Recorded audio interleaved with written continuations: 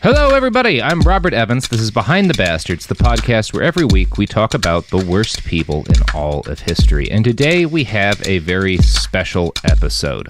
Today we're talking about the man keeping 8chan alive, or at least trying to. It's a fellow named Jim Watkins. And I should probably summarize for my listeners who have not somehow caught this story, even though I've covered it pretty heavily all of 2019. 8chan was started as a radical free speech bastion on the internet and kind of the image of a site called 4chan. One of its sections, Poll, became a hive of outright Nazism and gradually grew dedicated to inspiring acts of terrorism. In March of this year, one of the members of Poll live-streamed a video of himself massacring Muslims in mosques in New Zealand. This was the Christchurch massacre. I'm sure everybody heard of that. Since then, 8chan members carried out 2 more shootings in Poway and El Paso before the site was pulled off the internet. In the week since, there's been one more shooting in Hull, Germany, which was carried out by another poster from Poll. The website is currently down, but its new owner and the subject of today's episode, Jim Watkins, is working tirelessly to bring it back online. But before we get to Jim, we should probably talk about the elephant of the room, which is the fact that my guest today, Frederick Brennan, is the creator of 8chan in the first place, back in 2013. Hello, Frederick. Hello. How are you doing today? I'm doing, as good as could be expected. Yeah, this is an odd episode. I'm sure it's one I didn't expect to record. But you and I have started working together a little bit over the last couple of weeks. We just put out an article in Bellingcat about the state of California's failure to bring 8chan back on, and you've become pretty much an activist against the site's resurrection. I think it'd be fair to say. Sure. Yeah, that would be fair. So again, I think a lot of our listeners, you've done a lot of interviews before, so I don't want to go too crazy into detail on your whole backstory, because people can find plenty of that if they want to. But for the sake of making this whole episode internally consistent, could you kind of walk us through a little bit of your background up to what kind of inspired you to create 8chan in the first place? Right. So, I was an image board user for a very long time, starting in when I was 12 years old on 4chan. So obviously that's a great place to spend your teenage years. And there's no problem with that at all. So obviously, it kind of warps how you think about, broader society and yourself and all sorts of things, because you spend all your time in anonymous communication, basically. I, had been involved in 4chan for those years, and in 2010, when 4chan's owner removed the board that would later become the Poll board, it was originally called N for News. So he removed that, and he also removed the R9K board. It just turned out that those were the 2 boards that I, at that time at least, was using the most. So. And what was R9K? Robot 9000. I don't know where that name really comes from. I do know that the original intent of R9K was that you couldn't make the same post twice, meaning if anybody had ever posted something, it couldn't be posted again. That was the original intention. Oh, neat. Okay. Right. It started neat, I suppose, but it quickly just turned into a very sad, very kind of depressing board, to be honest, because people couldn't really repost memes. They would mostly just tell stories about their life, and the images they would post would tend to be because they wouldn't want to get muted by the auto moderator that will not allow you to post the same thing twice. So they would tend to post, stories about their life, stories about things that had happened. And given that we were all, image board users, teenagers that were most likely socially awkward, the stories quickly all became depressing. Wizard-chan grew out of R9K, as did, I would say, a lot of the modern incel movement. Now, would you explain what Wizard-chan is? Because we're getting into some deep internet lore that I'm going to guess most people aren't familiar with. So there's 4chan and 8chan, the sites that I would say that most I guess news conscious Americans would know, right? But there's all these other smaller chans, like the one you just covered earlier today for Bellingcat, Dogola chan in Brazilian Portuguese. So there's all these other chans because, especially before, they weren't that hard to set up. There weren't really that many people trying to take them down. So any sysadmin with a little bit of experience could set up one of these chans, and that was how Wizard Chan started. I didn't start it, as has been reported by a few. It started, I think, around 2012, and the guy who started it was basically kicked out for being... the idea of Wizard Chan is that all the posters are going to be male virgins. So the original creator was kicked out for having a homosexual relationship, I guess you could say. That came to light, so he had to retire. I took it over, and then I eventually, would have a relationship with a woman, so I had to give it up. The next person it went to, I think they committed suicide, but nobody's really sure. And now I think it's on its 4th or 5th, or it could even be 6th owner. I haven't really been keeping track. And what we're talking about is very different, it seems, or at least in my understanding, from like the incel community, because it's not like this conspiratorial, like I haven't gotten laid because women are evil sort of thing. It's more like a kind of a support system. Like I guess what you could say is that these communities grew into the modern incel community for sure. Yeah. R9K, Wizard Chan, all of them grew into what we see today as like the modern incels, I suppose. I don't, certainly there were a lot of toxic users when I was Wizard Chan's admin for that short period. I didn't even make it a year. Certainly there were a lot of toxic users. There were a lot of suicides, at least 4 in the time that I was admin. Wow. Yeah. And you could see the beginning of toxicity beginning to start, because after there were so many suicides, I put up a suicide hotline from multiple countries, and that started to become very controversial. And that was one reason that I was very disliked among the users, because they said, there's no way that normies can ever understand us. So us calling a suicide helpline is the worst advice you could give, basically. Jeez. That was their whole spiel. Yeah, it was a very dark time. Like I said, I didn't create it, and I only lasted in its administration for a year. The skills that I learned, definitely informed 8chan. The skills with the image board software, the administration, what to do about, certain types of attacks that were kind of in their infancy at that time. Yeah. This is getting us a little bit off topic, but I'm really fascinated by the general subject of kind of how the internet went from where it was when I was younger, a teenager, and like where it was when you were a teenager, to like what we're dealing with right now. And definitely you have some pieces of that puzzle. I think everybody who was extremely online in the late 90s, early 2000 has, just for the sake of, number one, since you talked about like kind of your background here, I'll give up a little bit of my own. I grew up on Something Awful on those forums, which kind of gave birth to 4chan in a way, because Moot, the guy who founded 4chan, I think got pissed off at the moderation of Something Awful for being too strict. Right. Yeah. The same story as me, right? Yeah.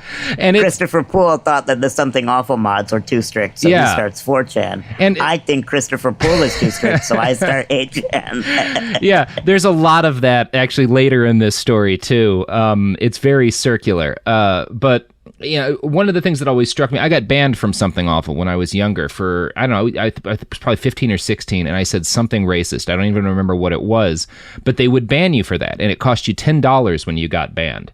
And it's one of those things, the Something Awful forums are still around today. They're still not a completely toxic pile of like radicalism. It really, all you need is a little bit of like, I went back and forth on this myself as a young man, because I had this period where I was like kind of very absolutist on the free speech issue, and I'm still not super far from that. But I have come to the conclusion that if you want these communities to not be toxic, you have to draw some lines. Like, you really do. You have to say, okay, well, you can't be a Nazi. We're not going to have that here. Like, yeah. I definitely understand, and you can actually see a little bit of how Something Awful kind of informed 4chan. Yeah. Because a lot of these rules against being racist are actually applied to 90% of 4chan's boards. The thing that Christopher Poole changed is that, okay, he made it so that he created a few boards, you know, B in particular, but then later also the N and then the Poole board where you could be a racist. So it's kind of like he opened the door to that. Yeah. There's a lot of interesting lessons for the future in there if people want to take them. But we should continue with the story. So around 2013 is when you coded 8chan. You want to... I mean, that's a story that involves drugs, for one thing, which I know my audience will like, and I always like to hear. So if you don't mind, you can give the Cliff's Notes of that one. Yeah, so, you know, I was on a drug trip at the time. For me, it's like I keep repeating one small part of that drug trip, which, you know, it later turned out to define a big part of my life. But, you know, when I think back to that drug trip, I should say, it was just like one small moment in a bigger experience. But anyway, I was kind of still really high, but like over the peak, I guess you could say. And I was on the computer and I was screwing around on 4chan, which was normal for me. In 2013, you know, I had kind of at that time forgiven Poole because he put R9K and he added a new board, which was at the time called Poole. So even though I wasn't very happy that he didn't add the board back as news and that it was a pink board now and not a blue board, I know that that might be basically it was not safe for work versus safe for work. Right. That's the only difference. Right. So, but anyway, you know, I decided to just let bygones be bygones, and I was using 4chan a lot at the time. And I just decided, or I just started thinking about, you know, my experience as being Wizard Chan's admin in the past at that time, and all these other smaller image board communities. And I just thought, you know, wouldn't it be great if, like Reddit, the users of these image boards could decide the boards and not the admin, right? Like, because I felt like the main problem at that time was the admin of 4chan was unaccountable and he could just add and remove boards, and a board could be requested for years by many users and he won't add it just because he doesn't personally see the appeal or doesn't like it. So that's kind of why I decided to start 8chan. I figured, you know, Reddit works and it works for Reddit, so why couldn't it work for 8chan, I suppose. So it was essentially like this desire to like hybridize Reddit and 8chan and make a place where the users would have even more control over the structure of the community and what was said there and what the rules were. And one really weird part of this story is that like there's like the 2013 you know 8chan, which was very different than what we know in 2014, or especially, you know, before Gamergate. The 8chan, yeah, you were getting 10 posts a day or something. Yeah, basically nothing is really set in stone until Gamergate. You know, there's really no community, and a few months after I started 8chan and nobody was using it, I just figured, you know, this kind of failed, but it's still a cool technical demo. So I'll leave it online. I'll put it on my resume or portfolio or whatever, and that'll be it. You know, I was kind of very surprised by the 2014 Gamergate type thing. I wasn't really expecting it. Yeah, and so Gamergate, for our listeners that don't know, was it's one side would say it was about ethics in video game journalism. The other side would say it was a harassment campaign against primarily female video game journalists. It was this big social movement on the internet that was fairly reactionary and kind of fed into and was manipulated by guys like Steve Bannon, guys like Milo Yiannopoulos, and kind of metastasized into large chunks of what we started calling the alt-right in 2016. I think that's kind of a succinct way of describing Gamergate. And, Gamergate, it's one of its big organizing places initially was on 4chan. And when the harassment of some of these women journalists got too serious, they were kicked off of 4chan and migrated to 8chan. And that's really what grew it into, started the process of it attracting enough people to really grow into a large site. Right, and that's exactly, or almost exactly, where Jim Watkins comes into the picture. So, because, yeah, that is exactly where, and this is where we should get into the actual written article that I have. Right. So, before you start, it's like, I'm not trying to minimize my own involvement, my deciding to allow 8chan to be a place where anybody could post anything that was legal was not smart. I was very young and naive, you could say that, but it wasn't smart. It was probably wrong. It was wrong to start 8chan when I had basically no experience, instead of looking to what had happened in the past, right? But I really feel that the reason it's more about Jim Watkins is because he was an older man who had been doing this for many, many years. And he kind of just, for me, was somebody that represented it's all okay because Jim says it's okay. Or it's all okay to do this because Jim is even taking legal liability.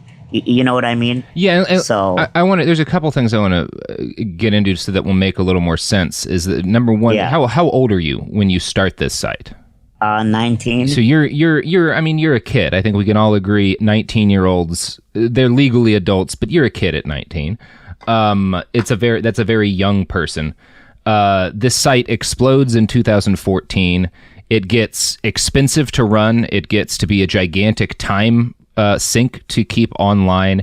And Jim Watkins, a millionaire with a business network overseas, and we'll get into Jim in a little bit here and explain where he comes from. But this millionaire business owner comes in and says, I'll buy the site and I'll keep it online, and I will give you a job if you keep it running and are the face of this company. That's essentially the deal. Yes, essentially. Yeah. And, had he not showed up, it would have probably totally disintegrated in 2014. There is one other thing I want to ask, because you mentioned it, is sort of like this decision to allow anything as long as it's legal on 8chan.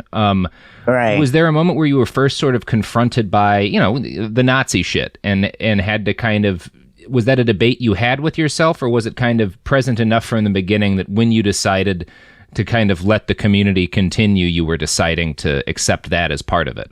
The weird thing is, 4chan itself kind of evolved, I guess you could say, on this. And I felt that because 4chan was a much more popular site, I really felt at the time that I couldn't disallow anything that 4chan allowed, because I wouldn't be able to attract users that way. I don't know if I was right about that, but that's how I felt. And 4chan at the time, like I said, they deleted the N board for news, and then they brought it back as politically incorrect. And I believe that small cues like that to users really matter. Like, they could have called it poll for politics. That would have been just as acceptable, right? But Pool decided to call it politically incorrect. So it seemed to me at the time like he wanted to attract all of the real far-right Nazi people to that board. Yeah. And the theory is that it would be like a containment board. Like, he will contain them in this politics board, this politically incorrect board. So, it wasn't really a debate for me, because I would just argue it to myself and others as well. How can you say that 8chan can't have a poll board when 4chan does, you know? Yeah. It's shitty, and it's very much all about practicality, but that would be how I would explain it to you at the time. Yeah, and it's, you know, I understand there's probably going to be people listening to this who don't think that I'm grilling you enough on the moral questions on this, and I want to say here, that's partly because I've been watching what you've been doing over the last 3 or 4 months, and how much effort you've put into keeping this site offline. And it's partly because when I was 18, 19 years old, I held a lot of political beliefs and beliefs about the nature of, you know, free speech and stuff like that I do not currently hold. And I said things that I regret now and that I wouldn't say now. And I think most people have something like that. We just didn't know how to code image boards and have an idea to make one. Right. So it's one of those things where I think it is important for you to like take stock of your part in all this and regret making the site. But I also think it'd be unreasonable for someone to expect you to wear a hair shirt, especially since you were out of the picture by the time people started getting shot. Yeah, far out of the picture. Yeah. So we should get into Jim Watkins's story. Well, before we get into Jim's story, it's actually time for a really awkward ad pivot. Now, Frederick, sometimes when I do one of these ad pivots, I will let my guest suggest a random product that they just think people should buy. Do you have any random products you would like people to buy? Or you'd like to plug? Concepts work, you know, too. Concepts or products? Mm-hmm. You know, I have really been enjoying recently Bluetooth speakers. They're so much more fun than those little headphone things that always fall out of your ears and hurt your ears, at least for me. Maybe because my ear canals are not the right shape. So I have been putting them everywhere. It's becoming a bit of a problem. Oh, I have one in my, I have a few in my condo where I live, a few in my car. You know, I've even been thinking of like putting them like in the bathroom and just playing constant, you know, I don't know, elevator music. I don't know. That's my product. I feel the same way. I love sitting outside, having a campfire with a Bluetooth speaker, listening to rap music. It's a great way to spend a Thursday night. So buy Bluetooth speakers, fill your house with them, and fill your house with these other products that actually paid our show something.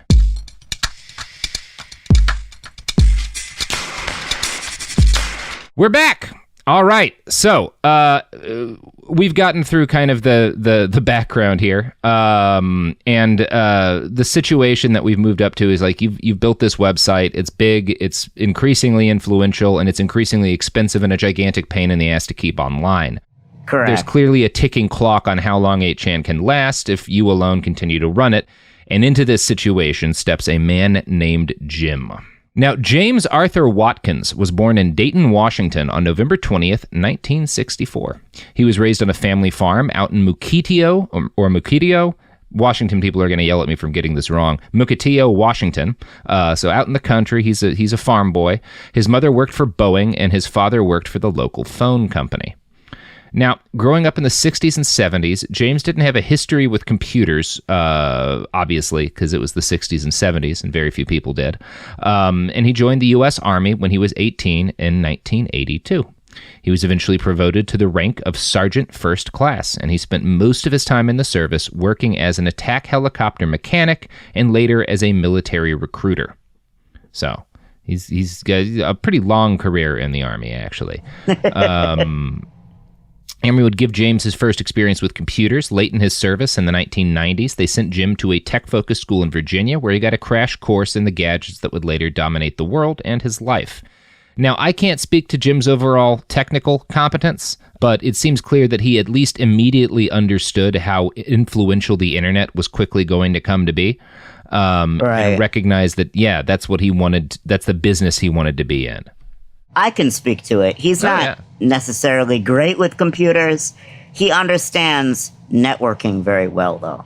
And he understands, like, all of the domain registrar. He understands basically a lot of the stuff that keeps him from being deplatformed. Yeah. Like, he's really good with networking, but he's definitely not a programmer. No, and I think he's more a guy who, gains kind of a basic technical understanding of what the internet is at a stage when the internet's still pretty young, and I think he realizes that it's going to be huge and that there's going to be a fuckload of money in figuring out how to use it right. And he was one of the first people to really capitalize on a very specific part of the internet, pornography. In the mid-1990s, while he was still in the military, he launched a website called Asian Bikini Bar, which he would later describe as one of the largest video streaming adult websites in the world. So that's very classy. But legal. I've never heard any allegations that it involved anything underage or anything like that. But one thing you should be aware of, and that all your listeners should be aware of, one thing that Jim was very clever about very early in his career is he realized that the internet, one of the main ways that you can make money with it is by taking advantage of different jurisdictions. Mm-hmm. So you can do something legal in one jurisdiction that's illegal in another and market it to the jurisdiction where it's illegal. Mm-hmm. So that's the main way that these businesses made money. Yeah. They were in Japanese but hosted from the United States. So basically, they were porn websites in the United States that didn't have to follow Japan's censorship laws around pornography. Yeah, that was exactly what I was about to get into. Japan, okay, sorry. No, you're doing great. Yeah, I think it might surprise people because, like, Japan's reputation in America involves a lot of, like, lasciviousness, pornography, and whatnot, because that's what gets across the internet to us. But especially back in the 90s, they had really strict laws.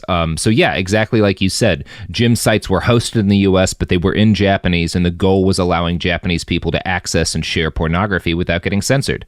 So there's actually a fun quote from Jim's current business partner, a guy named Tom Rydell. Am I pronouncing it right? Yes. Yeah. I've met this guy multiple times. Yeah. And we'll be talking about him a number of times in the article. But this is a quote from him talking to Splinter News in 2016. They figured out a loophole in Japanese censorship rules. Adult material in Japan has to be censored, but Japanese people could access content that resides outside of Japan. Bingo. The work we did in the following years was really just marketing uncensored Japanese content to users in Japan. So this is a story that I think Jim and the people around him like to tell a lot. It's clearly something he's proud of, like figuring out this loophole and building a business around it. Yes. Yeah. They really feel like this makes them sound very clever, and they love telling it to everybody who will listen, especially libertarian-minded people. Yeah.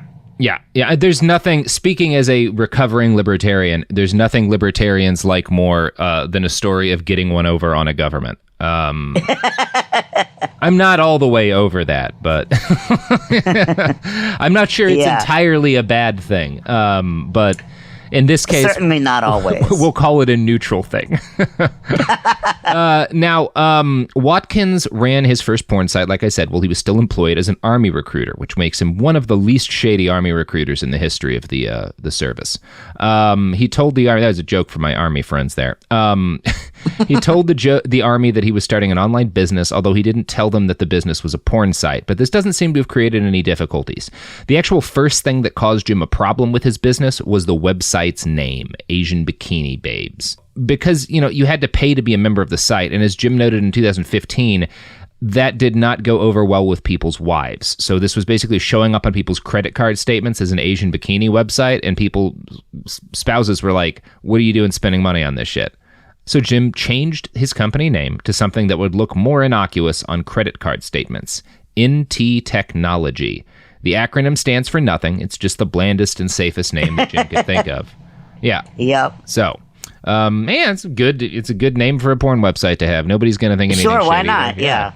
Now, NT Technology initially made most of its money selling advertising on an expanding network of websites. Jim added more and more adult sites to the network, helping countless horny Japanese people access pornography that would have been illegal. At a certain point, NT Technology expanded into web hosting, too. In 1997, either 1 or 2 years before Jim left the Army, depending on which interview you read, they're not all completely consistent, so I can't say for sure. It was either 98 or 99 that he quit, though. But in 1997, Jim Watkins met Tom Rydell. Now, at the time, Rydell was an art student living in Pittsburgh. Here's how he recalled their meeting.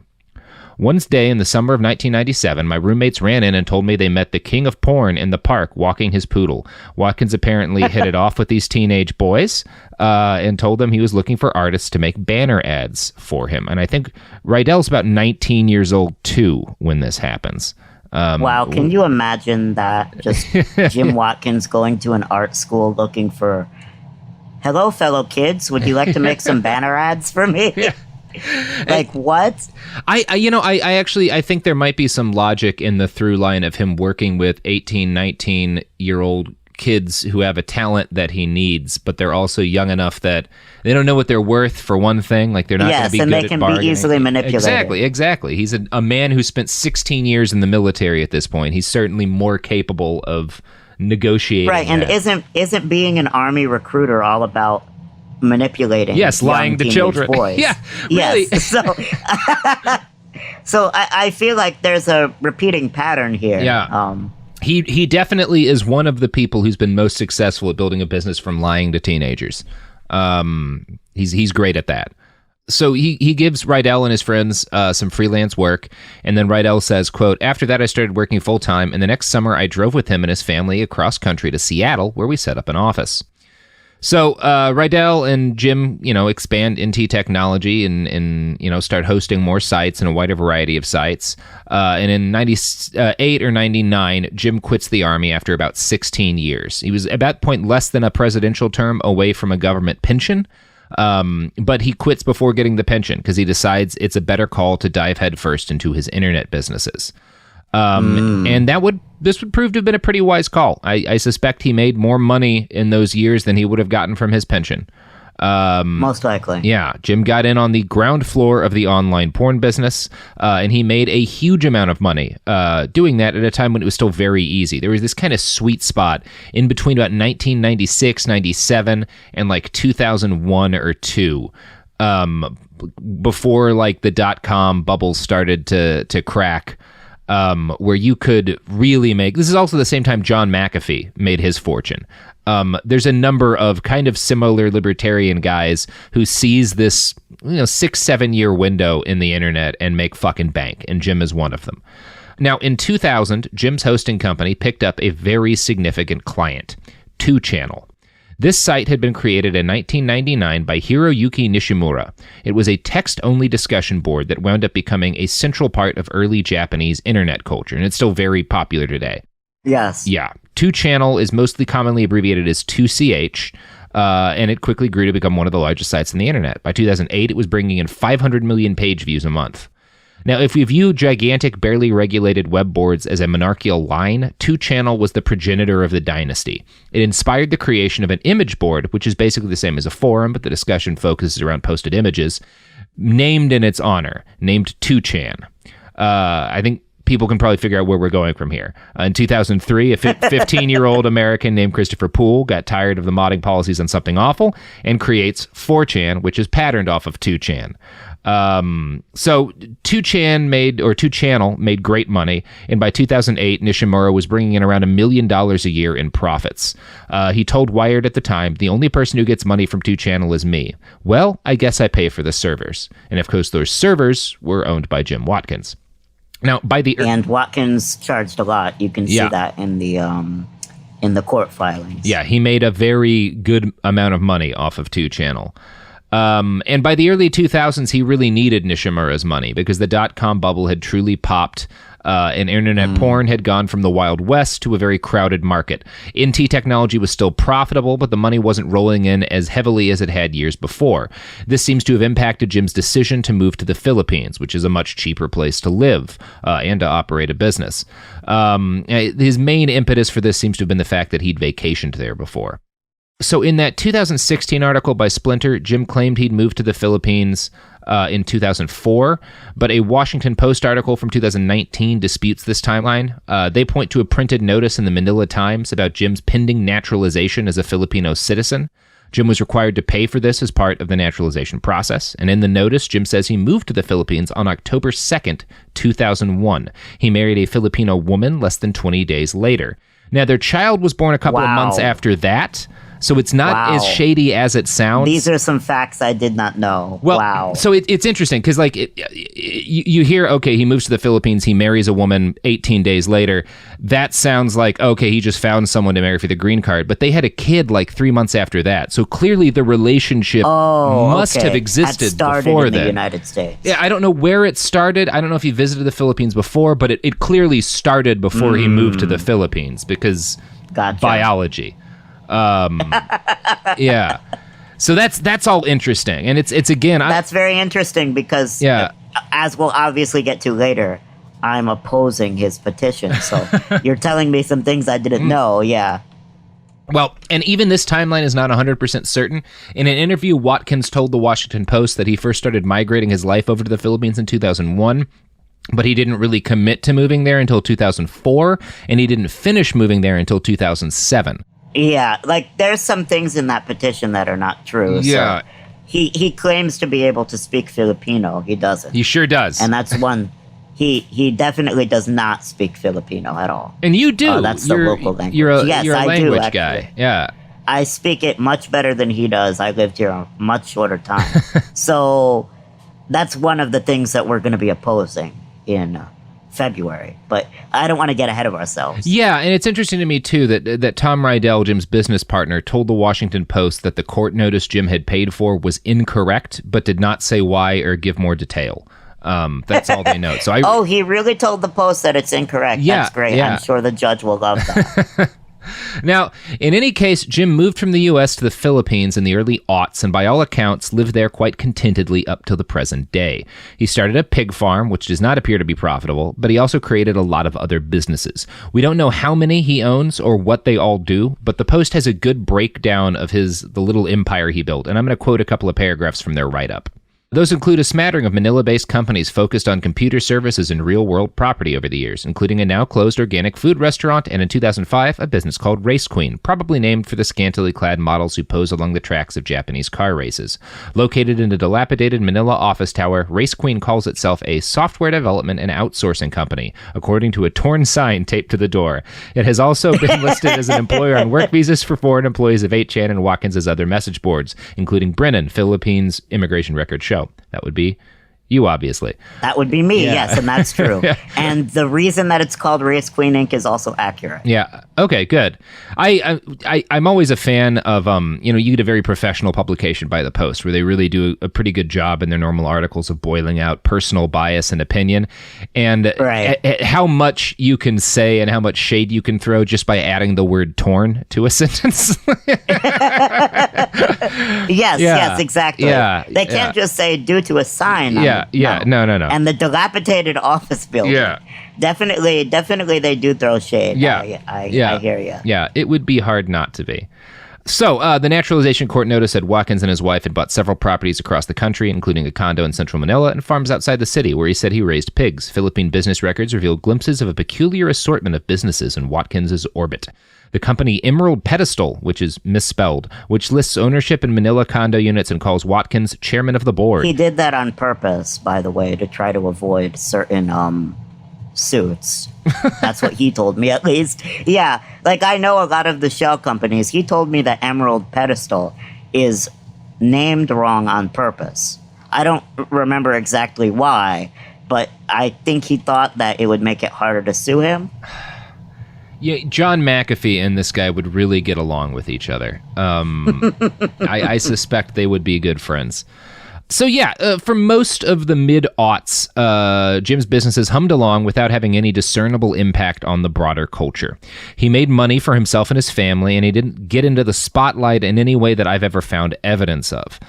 Things started to change in 2013, because that's the year that you created 8chan, and it's also the year that 2channel had a massive data breach that exposed 30,000 people's credit card data. Now, this on its own is bad, but since much of 2channel's claim to fame was its anonymity, it was seen as a particularly huge fuck-up.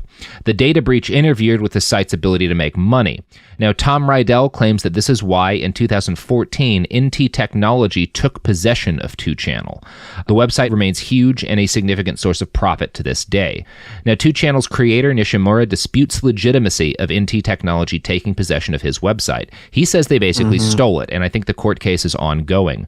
Yes, it is. Yeah. And in an email interview with Splinter News, Nishimura claimed of Watkins, all his businesses have failed, even his hosting service was not good. Yeah. I have made similar claims, it's a big problem when everything that you're well known for, you're alleged to have stolen or acquired via shady means. I mean, people do get elected to high office with that kind of a resume, too. So it kind of depends on how good you are at spinning it. In 2015, Christopher Poole sold 4chan to Nishimura. So I just think that's really interesting that Nishimura creates the site that inspires the site that 4chan is based off of. And then Nishimura winds up buying 4chan 15 years later. It's just a fun series of events. Now, the year before that purchase, Jim Watkins bought 8chan from Frederick Brennan, making him, I guess, the lord of 50% of the chans, something like that. Sure. Yeah. So he has 2channel and he has 8chan at this point. So, Frederick, would you walk us through a little bit sort of how he reached out to you and kind of what what the deal was and what you had to do in order to take this? Because it's why you're in the Philippines now.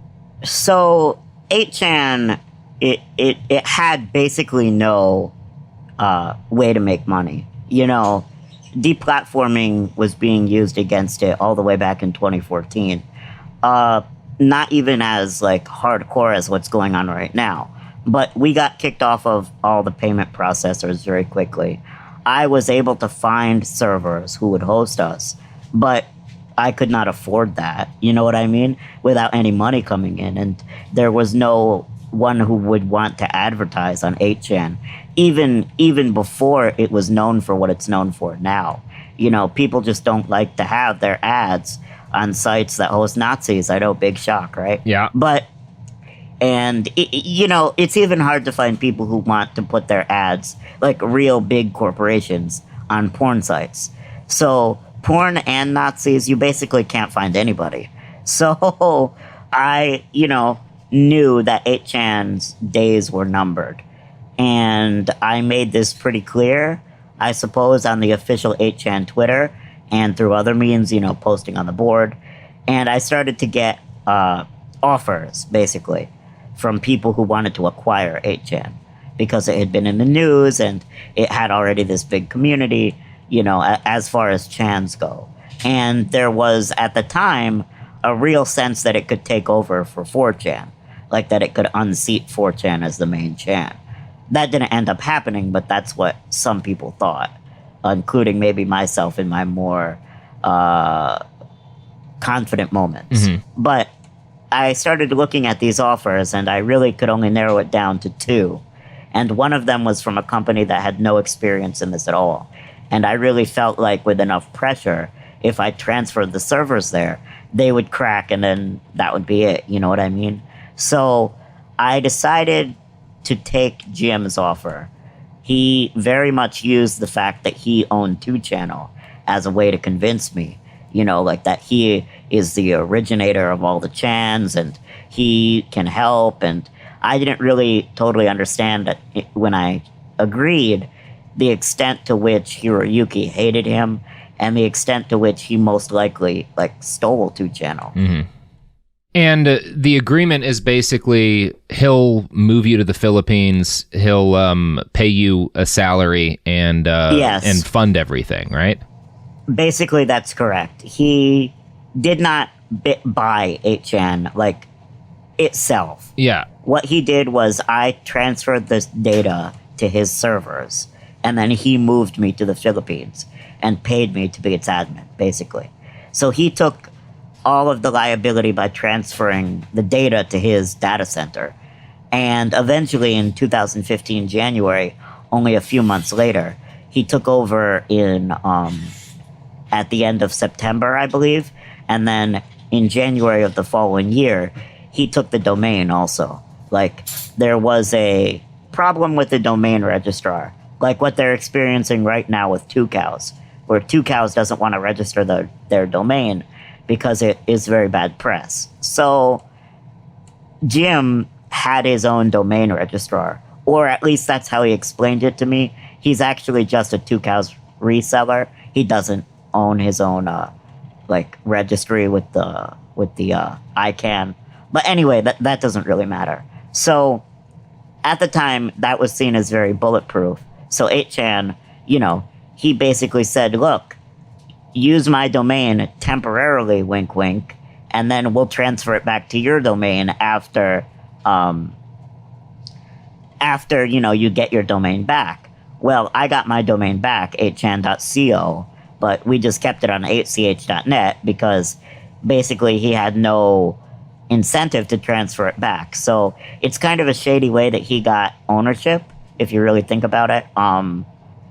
Yeah, and there's no contract or anything. It's just domain. Yeah, he doesn't like contracts, and he locks. No, he doesn't. It strikes me the situation. I hope we're not getting too personal here, but you have some pretty significant healthcare needs. And yes. Part of this deal is he's putting you up in a condo that he owns, and he's paying, and also paying for a nurse. Yeah, paying for a nurse, and there's no contract, which means he could take all of this away from you and leave you homeless whenever he wants. Yeah, exactly. It's a very unsettling position to be. I can see how you would take it and how it would sound incredibly enticing. It's like, I get to move to just like this wonderful foreign country and like live in a condo and like get paid to do this thing I was doing for free. It was enticing in October, November, and December. Yeah. And then, when it came time to deal with this domain problem, I had no leverage I could use to keep the domain. So because he got total ownership. Yeah. That's an unsettling and like a really easily abusable position from his point of view. Yeah, and I mean, there were lots of other easily abused things about my healthcare condition. Yeah. Like, there's a Q grifter named Neon Revolt. Mm-hmm. And I guess he somehow got these photos of me in a bar with Jim Watkins and other associates, but they're not in the picture. And, you can cut this if you want, but on that night, I was not really in control of what was happening. They put me in a wheelchair that I can't even push because it was, first of all, too big for me. Second of all, I don't have the strength to really push a wheelchair anyway. I have to use an electric one. And the place that they brought me to had so many like bumps in the road. Now, maybe a 20-year-old would enjoy going to a bar, for a few hours, but they kept me there for like 5-6 hours and took lots of photos that I might have preferred not be taken. And you can cut this, of course, but there was even a part of that, which, Neon Revolt basically published, without my side, that I could not even go to the bathroom because they wouldn't take me. Like, it quickly became distressing. Yeah, and that's, just so people have some context, the QAnon movement moved, cult, whatever you want to call it, moved to 8chan. Sorry, I'm really doing it out of order. Yeah. Well, we can. I mean, this all happens in like 2017. QAnon moves to 8chan and is hosted there. And you were, not running the site at that point. But since in more recent months, since you've become one of the major stumbling blocks to 8chan getting back online, QAnon people, including this guy Neon Revolt, have targeted you very heavily.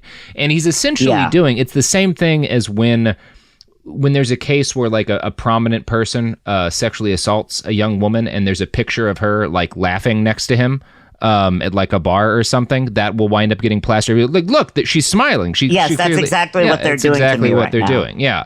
They're saying, oh, he's smiling, but they're not thinking that obviously I was basically being taken captive by 3 very drunk men. And if I upset them, who knows what they might do to me.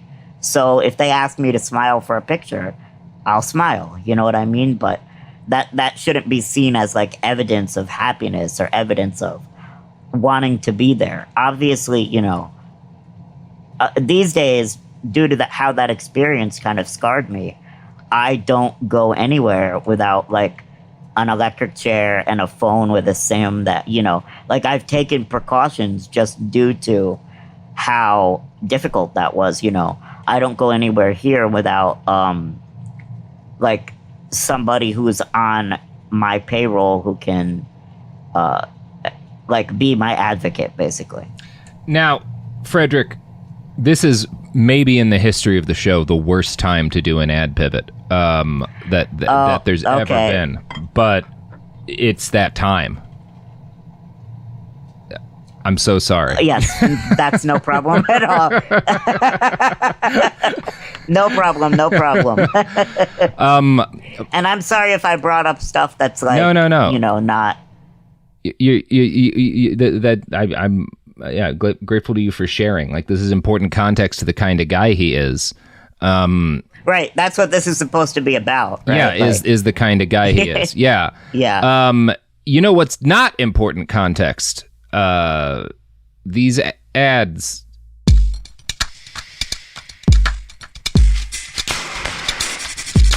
All right, we're back. Now, Frederick, we jumped ahead a little bit. I want to go back to 2016. That's the year that the Splinter News article we've quoted from a few times with Jim was published. That's the first article that interviews him that I found. And the reason this article was written was because 2016 was kind of the height of what I would call 8chan's success at culture jamming. The community there first exploded as a result of Gamergate. And as I talked about a little bit earlier, the movement with Gamergate kind of metastasized into big chunks of the online alt-right. And in the 2016 election, they graduated from like focusing their activism on a pretty niche area of interest, gaming, to trying to impact the broader American political and cultural scene. And by this point, especially on 8chan, especially 8chan's poll board, there was a very distinct, like, heavy Nazi influence. Like, so it wasn't, Gamergate. There was some very far right and uncomfortable, and even some like kind of Nazi-ish, anti-Semitic stuff that you would see run in there. But 2016, 8chan's poll board is like a fully Nazi gathering place online. And they start trying to meme Donald Trump into office, but also, more to the point, trying to meme. Trying to push some of their fringe beliefs kind of closer to the American mainstream by creating memes and then seeding them into the rest of the internet to try to make them go viral. And their great success during this period, their biggest success, was getting candidate Donald Trump to retweet an image macro they made of Hillary Clinton with the Star of David next to her head that includes the words, "most corrupt candidate ever." That's like the probably the biggest hit that they had during that year. Right. But there were a lot of other memes that they succeeded in, like getting other prominent political and cultural figures to retweet. And this, drew attention down on 8chan, and a number of journalists, including myself, wrote their first articles about the site in that period of time. And we all got harassed for doing it. I think the boards most responsible were Poll and Baphomet. Which was a board kind of dedicated directly to like doxing people. So this is what sort of first draws mainstream-ish media attention. It's not the Washington Post yet, but Splinter is covering it and stuff. And they talked to Jim Watkins, Jesus. Now, all this drew a lot of press attention, as I said, and the author of that Splinter News article, Ethan Scheel, was pretty heavily harassed when he first started writing about the site. So when he talked to Jim Watkins, and this is the earliest interview with Jim, he asked Jim about all the death threats and whatnot that originated on 8chan, and Watkins responded, "As long as they're not making imminent threats of harm against someone, their speech is protected political speech, no different than Trump or Clinton or Mr. Smith or anyone else." Now, Jim also addressed allegations that because of the racism on his site, he might be racist himself. He said, "I obviously am not a white supremacist. I go for days without seeing another white face. I put up with racial problems similar to that of colored people in the 1960s, the black people of the 1970s, the African Americans of the 1980s, the people of color of the 1990s. I am not sure what the politically correct term in the 21st century is. I have lived here in the same place longer than anywhere else in my adult life. I love my home." He always used to talk like this. Yeah, he compares himself to the civil rights movement. Yes. He would talk like this also in private. He would tell me that it is that white people in the Philippines have no rights, and it's worse to be a white person in the Philippines than to be black in the U.S. Like, he would say that constantly. So the fact that he said this to the press is just, I guess he just has no filter. Yeah, that's why he doesn't like to talk to the press anymore. It's astonishing. It's really astonishing. And this won't be the last time he does something like this, but it's quite a take. Now, Watkins describes himself as overall a very boring person. He claimed that he had bought 8chan because he wanted to protect it. He said he'd seen all these other sites that have big potential and then they go away. Now, when Ethan from Splinter asked him about the issues he'd had since buying the website in 2014, like what his biggest issue was, his answer was very clear. Social justice warriors.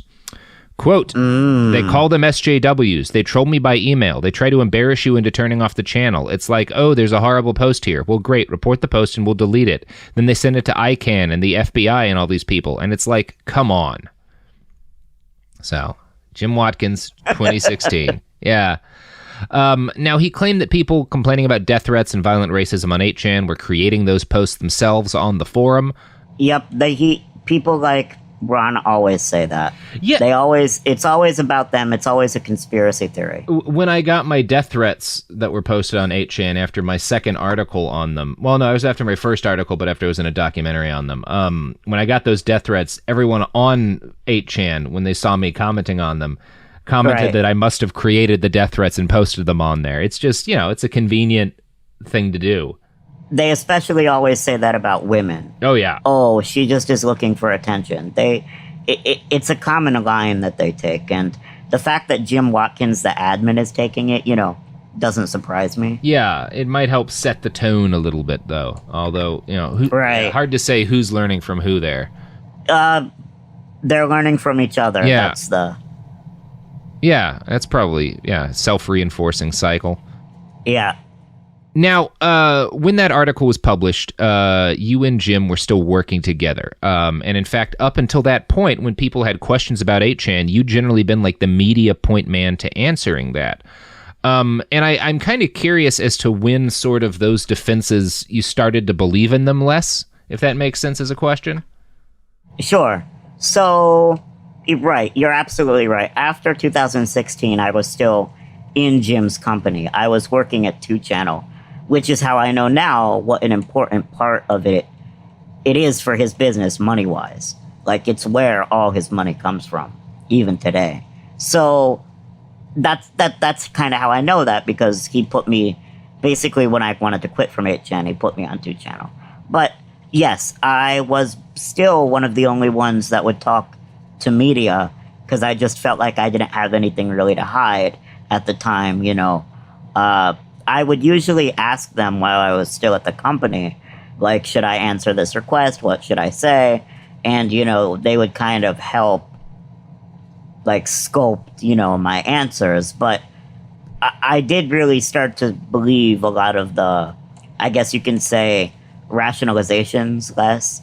One of the rationalizations I had was that it's all just the American Constitution, and the founding fathers knew that we all have to discuss things and the best ideas will fall out. And the answer to wrong speech is more speech. And, that kind of rationalization view of looking at the world. Well, it became hard for me to say that to reporters, because I knew as 8chan's admin that I had never seen a single good idea fall out of 8chan's discourse. Like, that just doesn't happen. Everybody's talking, everybody's making their own, political statement, but there's no resolution. Nobody's ever, the Nazis never said, oh, you know what? We're convinced socialism is the answer. We're closing our board. That doesn't happen, because...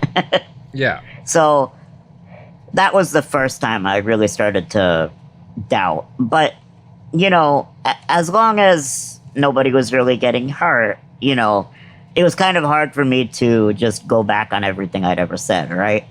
But, of course, after I saw how little they did after Christchurch, and then after Poway, it just started to build on me that I had to say something. As somebody who is basically an authority on 8chan, and, yeah, I just couldn't allow Jim Watkins to get away with it. Like, to get away with doing nothing while terrorists use his website. So, especially, after he did nothing after the first two attacks, So, yeah. Yeah. Now, when the years from about 2016 to 2019 is kind of when 8chan really reached a significant size, around 1.7 million visitors a month. I'm guessing that would be its height, but you would know better than I would. Right, that would certainly be its height. Yeah, and the site was hard to monetize. Jim tried a number of tactics. He had his son craft a cryptocurrency, which users could buy and then pay to elevate their threads on the site. In traditionally vaguely anti-Semitic fashion, he called it the King of the Shekel program, which, if you don't know why using the word shekel is vaguely anti-Semitic, hang out with some Nazis on the internet for a day. You'll hear the word 1,000 times. Along with kvetching. Yeah, oh boy, yeah. Now, Jim also launched Books.audio, a book narration company that used Jim and a number of his friends and family members as narrators. In 2017, he launched He tried to get me to narrate. I haven't had the heart to listen to any of the books he narrates, because he does a number of them. I can't imagine he's good at it, just listening to his voice. He is not. Yeah, it seems like an odd business for him to be in. In 2017, he launched The Goldwater, a bad news website with the slogan "Banned, Biased, and Honest." Jim Watkins showed up in some of the videos under the pseudonym Jim Cherney. And here's the welcome message he posted when he launched the site.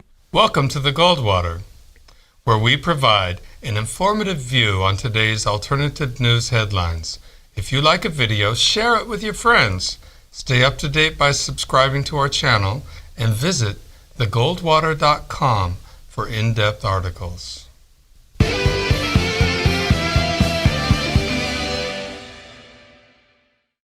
His voice is very it's an interesting tactic. Like, he's introducing this news site of his kind of like you would a classic sort of media company. Like, he's not trying to be like hip or use internet lingo or like aim it at the kind of people who use 8chan, but he wants the Goldwater to be like a news site that they use. And it's odd to me that he would think that, like... Yeah, and let's mention the Goldwater was full of fake news. Yeah. Including an article that said the planet Nibiru would destroy the Earth in 2017. No, did it not? No, as far as I know, I'm still on the planet Earth, and I didn't hear about the planet Nibiru destroying it 2 years ago. We're going to have our fact checkers look into that before we go to press. Please, get the New York Times fact check on this. I really need... Now, so Jim wanted it to be like the news gathering place for 8chan users, which is part of why I think his presentation is so odd. Now, the website's chief journalistic coup was getting two of its reporters press credentials for the 2018 Singapore summit between President Trump and Kim Jong-un, which is evidence of how easy it is to get press credentials sometimes. They spent most of the trip failing to get their camera to function properly, because they're not good at it. Now, yes, and they also wasted a lot of money doing a bungee jump. I don't know if you saw that. Oh my God, what? Yes. One of the main things they did you can see Tom Rydell doing a bungee jump. I don't know if he deleted it, but they do a bungee jump off a building in the city. Just as part of their coverage, or just for shits? They posted it right around that time, and it was on the trip, but that was the only really actually cool thing that came out of it. So, throughout this period, 2017-18, Jim posted regular videos on his 8chan blog where he would do yoga. He's way into yoga. Read selections from books and brag about his collection of expensive pens. He also really likes expensive pens. Now, for the next couple of years, 8chan continued to radicalize itself, and Poll went from mostly ironic Nazi posting and far-right shitposting to unironic neo-Nazi exterminationist rhetoric. I can't pick a point for you when that hit critical mass, but we all know what happened in March 2019, the Christchurch massacre. Now, by this point, you'd been away from 8chan for a couple of years, and you'd been out of NT technology for, a year or so? A few months. Okay, a few months. So you'd recently quit. Yes, the Christchurch shooting happened in March 2019, and I had only totally disassociated in I think November 2018. Okay. So, yeah, you've been out for 3 or 4 months, and the Christchurch shooting happens. Do you remember when you heard about it for the first time? I'm pretty sure that... Yeah, I don't really remember. I kind of remember, I read something about it on my phone, and then my wife told me that on Messenger, somebody had sent her the video. It was really going around. But the 8chan connection didn't really become clear to me until I started reading more articles about it. Okay. I wound up kind of getting onto. I mean, obviously, I wrote an article about it a couple hours after it happened, so I was pretty aware of that kind of right away, and it was one of those things.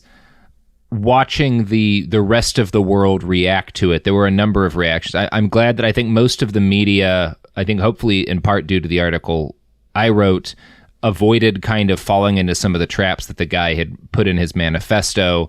And avoided some of the more kind of sensational shit that might have otherwise surrounded it.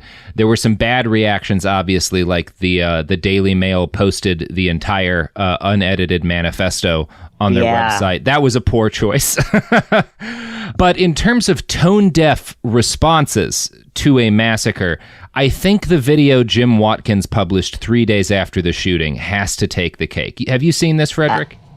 I have, yes. I actually recently republished it. He deleted it, didn't he? Yeah, it's on YouTube still. So we've both seen this, Frederick. I'm going to play the first minute of it for our listeners so they can get an idea of the kind of tactics Jim Watkins is taking. Condolences to the victims of the New Zealand shootings. So many pious folks lost because of psychotic rage.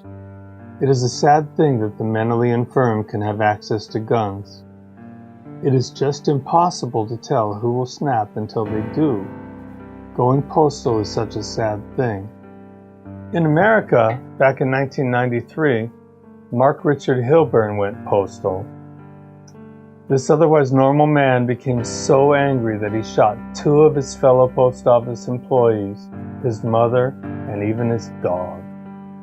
After that, the post office took action and put environmental analysts on the scene to help make the workplace a better place, so that folks would not become so frustrated with rage that they would commit acts of mayhem and murder. At no time after this terrible tragedy did the United States Postal Service consider censoring the mail in order to stop announcements of terrorist or violent threats. People have been free to say such things always. However, threats of imminent violence are not protected speech. They are criminal in nature.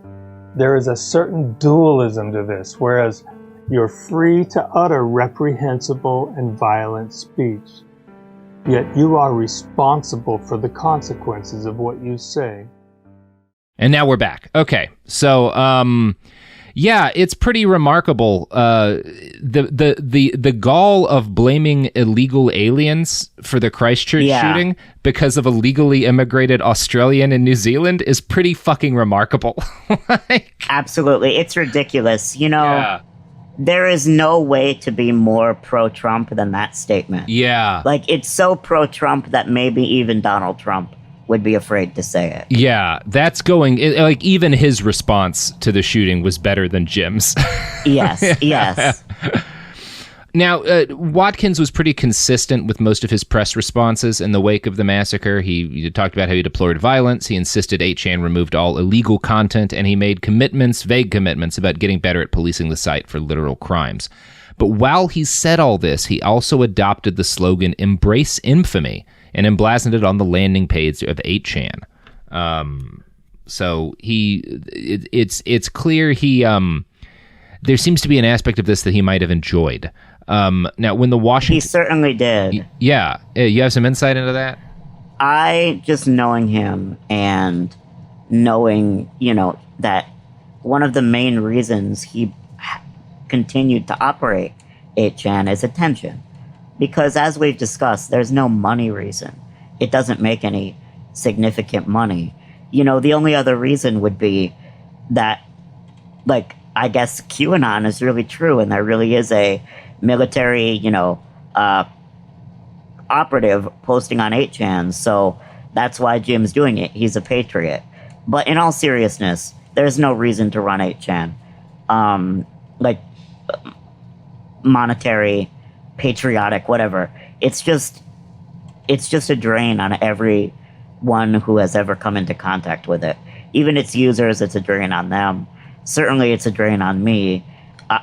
It's definitely drained Jim's resources, but he seems to like the attention he gets from it more than, he's paying more than should be expected. Yeah, he's paying for the attention, basically. Exactly. Like, it is costing him money to operate this site, and right, because if you think about it, it costed 100,000 pesos, which is like $2,000, $3,000, to publish that naturalization petition, and that's all out the window now. It's like, and that's not the only way that money has been wasted. Think of he claimed on the Goldwater that he spent $56,000 from the time of the shooting to the time of, to September 2019, just trying to get 8chan back online. Jeez. Yeah, so he's clearly getting something out of it that's worth at least $56,000 to him. And, there's a quote he gave about that. The Washington Post, when they got to interview him, asked him about embrace infamy, putting that on 8chan.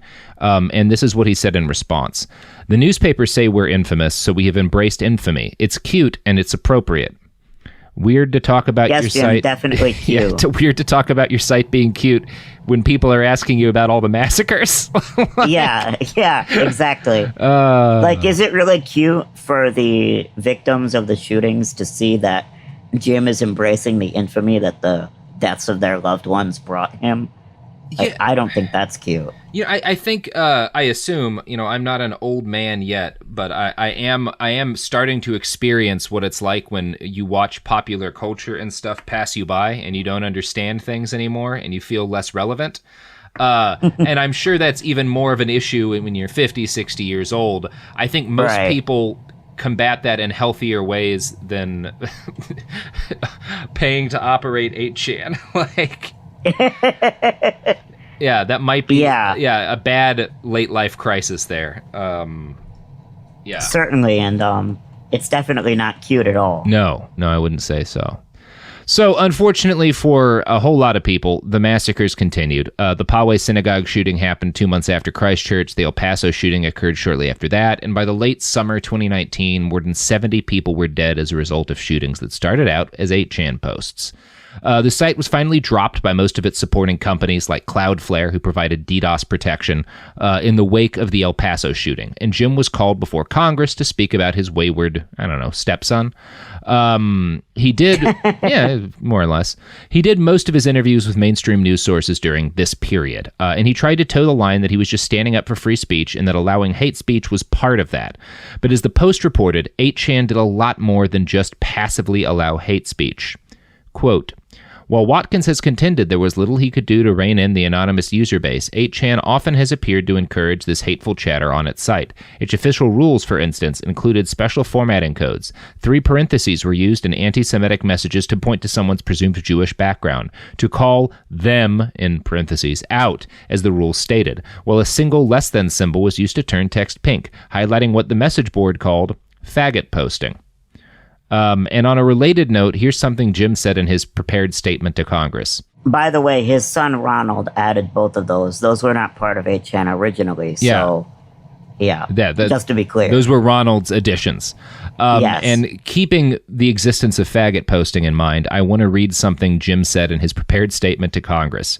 Our company has built and maintained a digital forum that is the place where opposing viewpoints and those of minorities, such as the LGBTQ, may express themselves free from the fear of their life. Oh, man. He really knows how to lay it on thick, doesn't he? He sure does. He sure does. Now, his interview with the Post came after his 4-hour testimony in front of Congress. He told them that the ultimate fate of 8chan was the biggest test for freedom of speech since maybe 1969. And I'd really recommend reading that Post interview in full if you're interested in this, because it's got a lot of great moments, particularly this paragraph. He appeared to grow upset minutes into the call, responding to one question by saying, "Fuck off," which he later claimed he had intended for his Uber driver. After being asked whether an 8chan advertising program this year called King of the Shekel was anti-Semitic, Watkins hung up. Through his longtime business partner Tom Rydell, Watkins declined to answer later calls. So that's how the interview ended. Yeah. He then mailed a postcard to Drew Harwell, who wrote the article, that said "fuck off" on it.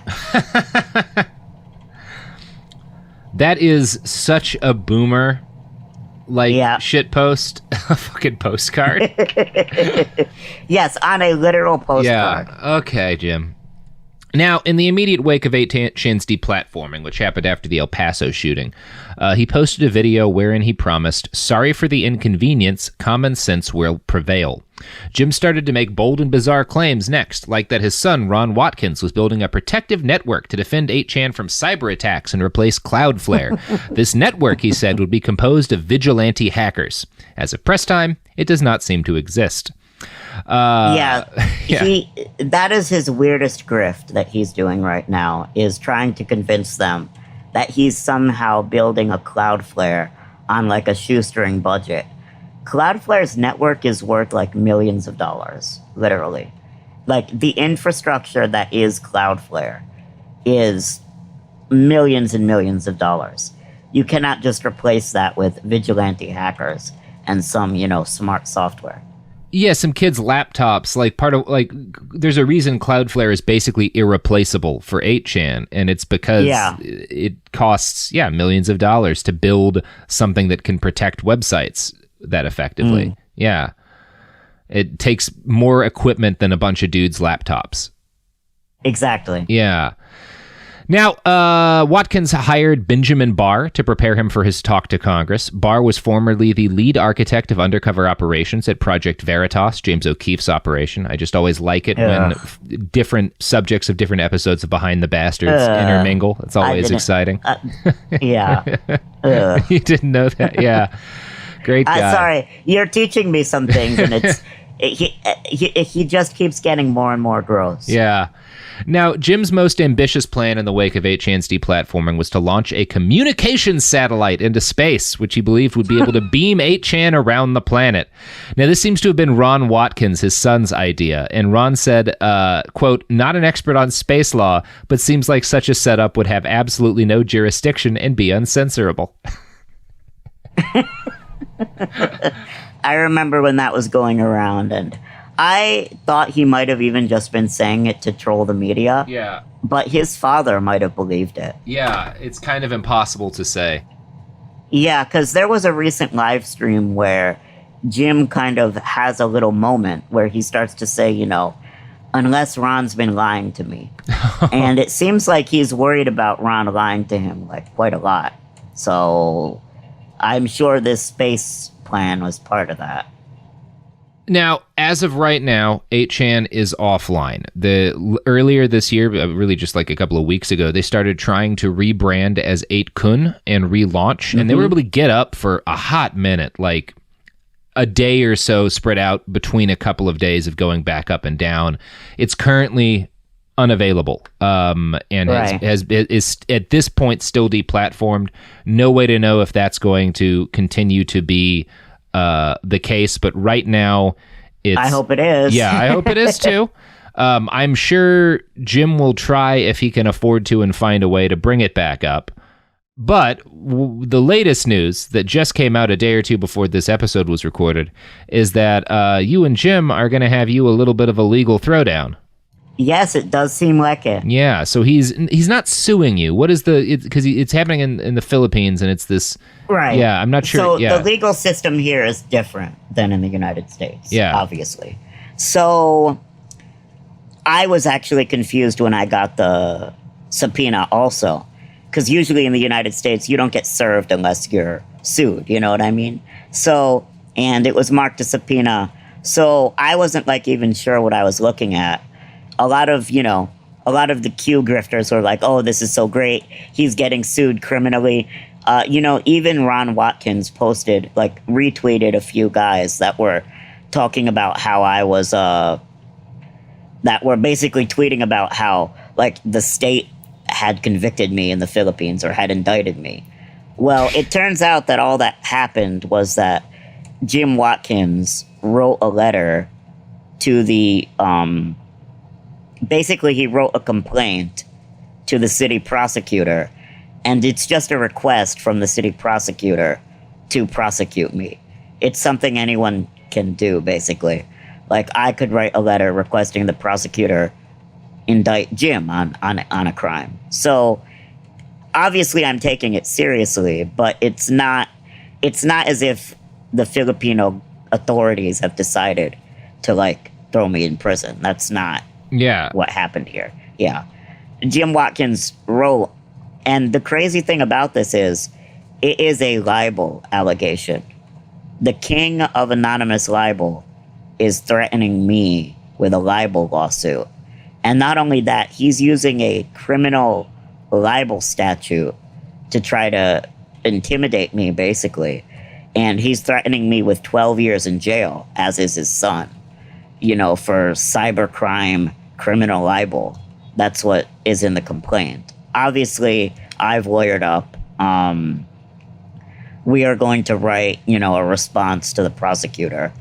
Hopefully it won't even get past, hopefully the prosecutor will just look at our response, look at Jim's, very feeble complaint.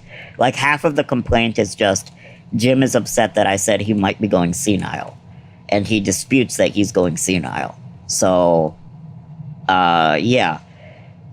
But because it's, not even a criminal case yet, I can't depose anyone, if it would be an actual case. All it is the city prosecutor is going to decide whether or not to indict me. And, my attorney says we have a very good chance of it not getting that far. Like, the city prosecutor most likely will throw it out. Well, and that's where we are right now. And that's all I know about Jim Watkins. Now, Frederick, is there anything else you wanna say about the man, or talk about him? Any other particular anecdotes you think are useful for people understanding the guy? I know. Obviously, you knew him for years, so yeah. What I would say to that, in terms of just particular anecdotes, is Jim, if he's claiming he's not a racist, I would very much wonder about that, because I have two anecdotes, but I'll just give you one. One time here in the Philippines, Jim Watkins had opened up a new business and opened up a new office for it, and he was planning on transferring most of his local software developers. He has a little team of Filipino developers to that office. So he was building up this office. He installed 4 air conditioners. And he was just in the office seeing how the work was going. It was freshly painted. The chandeliers were installed. Yes, he did install chandeliers. And he noticed that he only had 3 air conditioner remotes, but he was expecting 4. So he went around the room, and he's getting himself more and more agitated. Where's the aircon remote? Why can't I find it? And he's opening every drawer and like that. And then when he, can't find it, he addresses the room. And there's a bunch of local Filipinos there. I'm there. Tom Rydell is there. There's a bunch of witnesses to this. And he, in this speech he gives, says, I understand why the Spanish used to cut off the arms of Filipinos. I wouldn't do it myself, but I understand it, because you guys just don't follow directions. And I understand why the Spanish used to cut off your arms to teach you a lesson. And he just went on, and he's ranting and raving about how he is basically wants to be a conquistador. I don't know how any other way to put it. Yeah, I mean, wife was a witness to that. And after that event, many people asked me why he stays here if he hates the Philippines so much. I had to answer that question from a lot of his employees because it was so confusing. And it hurt morale in the office a lot because people started to think, do I think that way? You know what I mean? Like, yeah, definitely it's no way to have a good morale among office workers if everybody is wondering whether or not the boss thinks that they're racially inferior. I mean, what else am I supposed to say? Another thing I would say is, if you're just giving me time to say whatever, right now, in terms of the deplatforming battle that I've been working on for months now, you know, trying to keep 8chan offline, because I believe that Jim Watkins is an especially bad image board admin. I believe that Hiroyuki at 4chan does a much better job with a much better community, and that it's possible to have a site like 4chan or like 8chan that doesn't inspire the violence that 8chan has, and that Jim failed in his duty after Christchurch to change things to stop further violence. That's basically my argument. And you know, go ahead. No, I what do you think? What do you think could have been changed about 8chan? Like, do you think once the Christchurch massacre happened, there was anything that could have been changed, like, that would have actually made 8chan itself less toxic, or was it kind of past a point of no return at that state? Well, definitely the toxicity level would be something that I don't necessarily know if it could have been changed. And I'm not saying that 8chan is a good site or that it should be online. Not at all. But I am saying that there are things that Jim could have done to make it so that terrorists would not want to use his website. And he didn't do any of those things after Christchurch. For example, he could have closed the poll board momentarily. 4chan has a history of closing boards that bring big problems to the site and that threaten its long-term, you know, existence. So he could have closed the poll board for even a week, just as like a form of mass punishment, you know, against the community for inspiring that kind of attack. He could have made it clear that incitements to violence are not allowed. He could have told because he had Filipino employees that were moderating 8chan, he could have told them that they need to start deleting anybody that says they want to kill or shoot or go on a spree, or that they think that one should happen, you know, anything that's overtly violent. I don't know that 8chan ever could have been like a healthy site where normal people go to express their, you know, feelings. I don't know that that's possible. But he certainly 4chan shows that you can have a community that's very far right without terrorist attacks. Yeah, 4chan happening constantly. There's a lot of unhealthiness in various parts of 4chan, but there's a reason it didn't spawn what we're dealing with right now. Yes, basically, yeah. Because the 4chan administrators and moderators take a very hard line on this. And the few attacks that have happened on 4chan, you know, there has either been mass punishment, or they've done a very good job at scrubbing the manifesto or anything like that. You know, mostly what happens on 4chan is just like a boyfriend will kill his, you know, girlfriend and post a picture of the body. That's disgusting, but it's not, you know, 70 people dead. And, you know, it's also the kind of thing when it's a community of literally millions of people, some of them will be murderers. It's like that happens on Reddit, too. And it's like, because there's tens of million people 4chan. 4chan is 10 times the size of 8chan, even at 8chan's peak. So that means there is 10 times the crazies, and yet they kept them under control. Yeah, it's very clear that it doesn't really take a lot to stop things. Like, obviously, it takes a lot to stop a community from being toxic, but there's a line between toxic and creates an international terrorist movement, and it doesn't take that much work to stop the international terrorist movement. Right. And just as an image board admin for years, I know that there were many things they could have done that they didn't do, And they admit as much in their congressional testimony. Yeah. So yeah, they do. They talk about how they're like they're taking more steps and stuff. Which like after the third shooting, like maybe there's no more steps to take, guy. Yeah. And did you hear that before 8chan went down, or 8kun the final time? Yeah. It was being hosted by a Russian criminal. Yeah, a Russian criminal 2 hours north of North Korea. Yes. Maybe they'll make it to North Korea next time. Maybe. Maybe. Yeah. Who knows? Yeah. It's pretty wild. I wonder, kind of closing this out, Frederick, do you think you'd ever create another online community? Would you ever want to deal with that again? I don't think so. I recognize from my experience with 8chan that it's tough to run an online community. It's a lot harder than anyone would think. There are so many crazies out there that can turn things bad, and I just don't really have an interest in doing that anymore.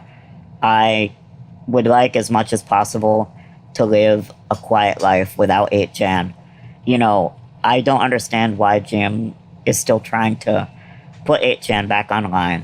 And I'm going to keep pressuring, whoever he works with, just by telling them the truth about him and his company and what happened on 8chan and why you shouldn't allow it to come back. And one of the things that I think is interesting, and we don't have to include this, Frederick, if it's a little bit too personal, but you found religion, and it seems like more than, I don't know, at least based on the other interviews I've read, the thing about your faith that was really kind of transformative to your life was less anything written in the book and more the community of human beings that you found and interact with on a daily basis now. Would that be accurate? Sure.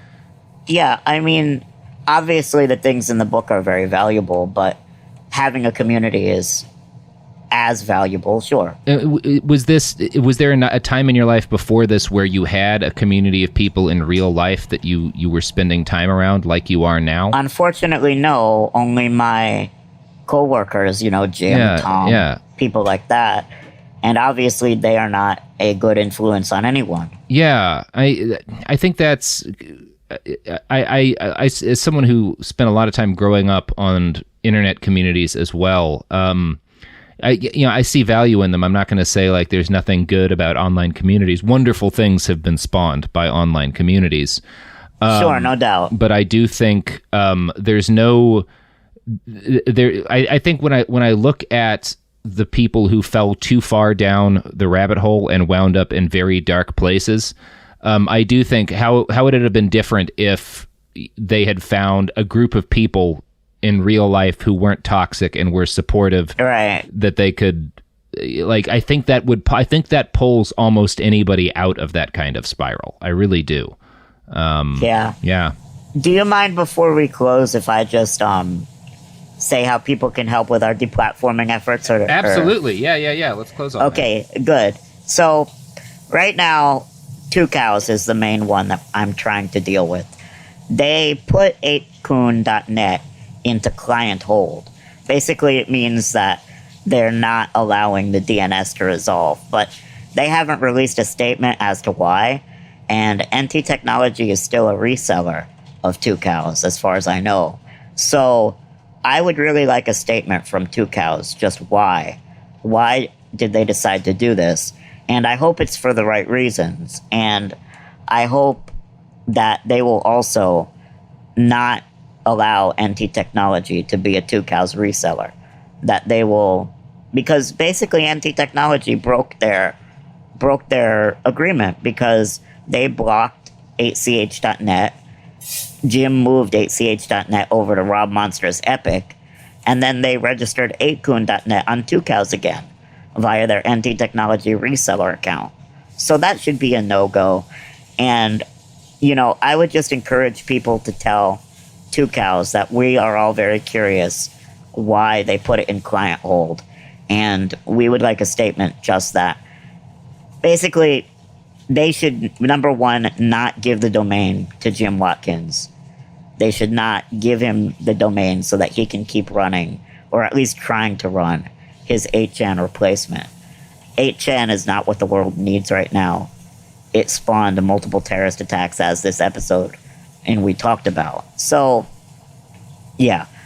Basically, I would encourage people to email 2cows and just tell them, don't give Jim back his 8kun.net domain, and don't let him be an anti-technology reseller. Why do you want to work with these people? And, if you want to look up 2cows, you can find, obviously, their website if you just Google their name, but you can also find them on Twitter at 2cows. I'm sure if you have feelings to share with them, I think that would be helpful. And, of course, my Twitter, I'm always keeping track of the latest developments, who's hosting 8chan. Yeah. So that's at HW_BEAT_THAT. HW beat that.